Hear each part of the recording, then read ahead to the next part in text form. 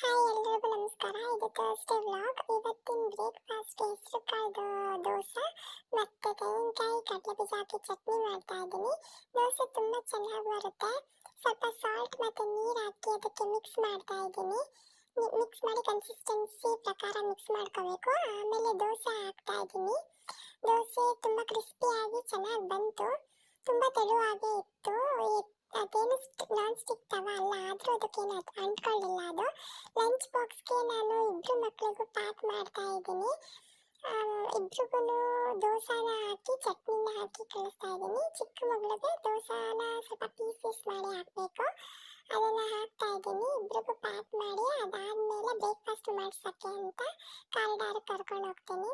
ಇಬ್ರಿಗೂ ಬ್ರೇಕ್ಫಾಸ್ಟ್ ಮಾಡಿಸಿದಾಗ ಆಟ ಆಡ್ಕೊಂಡು ಬ್ರೇಕ್ಫಾಸ್ಟ್ ಮಾಡಿಸಿ ಇಬ್ಬರನ್ನು ಸ್ಕೂಲಿಗೆ ಡ್ರಾಪ್ ಮಾಡಿ ಬರ್ತೀನಿ. Thank you so much.